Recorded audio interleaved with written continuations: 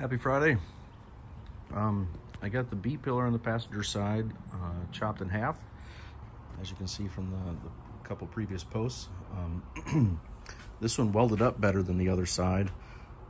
This one's got a few more pinholes, and I needed to make a small adjustment to get the top portion of the B pillar to move backwards just a hair, which isn't a big deal at all. But it is finished. So now you can just pop the plate off, pop the B pillar off. Got the plate there. Of course, everything will be sanded and look much prettier. But you can see that little nub right there. I had to add that.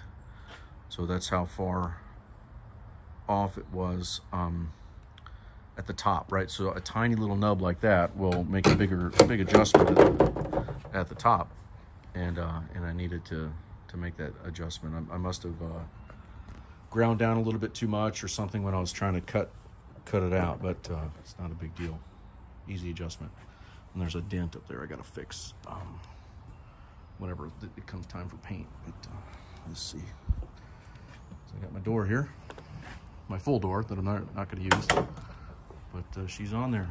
Look at that's a good looking body line right there. Yeah, pretty happy with that. Once I fix that dent. Not that it's gonna matter, this thing's probably gonna get dented up anyway. So, and this is the door from the rollover, so she's pretty jacked up. So this one's not gonna get reused, obviously. That's why I ended up buying half doors. Yeah, looks good.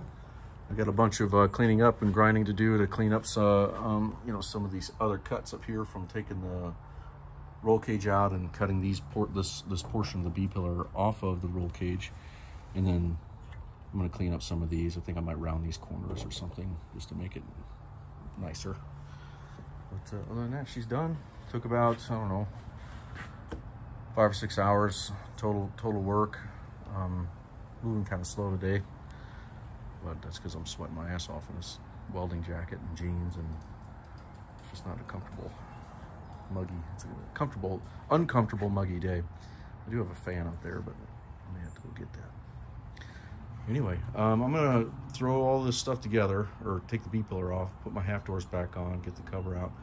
I might throw the seat in it and get it outside and see what it looks like out in the wild. Wild being my driveway, because that's about as far as I can go. But I've got to wait to paint. I got to wait to paint it to put the cage in, and then once those two things happen, then the whole Jeep can go together. At least all the parts I have, all the interior stuff. I still don't have sliders. I still don't have a rear bumper. The front bumper I started, but I got caught up doing this B pillar stuff because I'd rather chop my B pillars in half because I can do the front bumper after it's painted. So I'm trying to get it like ready for paint. I got a quote earlier this week. I got another guy coming this afternoon and another guy coming tomorrow. And then my buddy's gonna give me a quote, the same one that did the rear quarter panels, to paint it. And I've decided, I've never painted a car in my life, but I decided that if all of these quotes are over $3,000 just for paint, with me taking everything apart, which they probably are gonna be, I'm just gonna paint it myself. I really don't care what it looks like. Well, I do care, I shouldn't say that, but it's, it is a Jeep. It's gonna get beat up. It's gonna, all that fun stuff that we all do with our rigs. And anyway, it's just a decision I have to make. It's one of the bigger expenses, but it's the last big expense, which is nice. Like all the big expenses as far as big hits to the junk are done. Axles, wheels, tires, the blower, the cage, all that stuff has been purchased over time. This month is 20 months since I started this project, so it takes time to get there. At least I'm taking my time to get there. I certainly don't have the means to do it all in one shot, let alone pay the $20,000 or $25,000 in labor it would take to pay someone to do this. Certainly not going to do that either.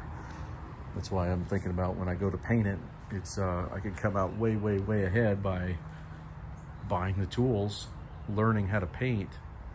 And the beautiful thing about learning how to paint is if you screw up, you just sand it and repaint it, right? I don't have a big 50-gallon or 60, 80-gallon compressor. I may get a 20 or 30-gallon, and I could paint this whole thing one panel at a time, which is essentially what I'm going to do anyway, right? All the half doors are basically a panel. The hood, I could take the quarter panels off, the tailgate comes off, and then the amount of body surface area that goes around the tail light through the quarter panel and through the B pillar, and that can't be more than a panel's worth, you know, like a hood worth of surface area. So as long as I get a compressor that'll paint the hood, everything else, the surface area is smaller. So I'm going to do the calculations on that and see if 30-gallon compressor will do it. If it'll do it, then I may just paint it myself. We'll see. We will see. All right. Well, thanks, guys. This is going to be the last video for the B pillar until it's painted, maybe. But appreciate it. Thank you.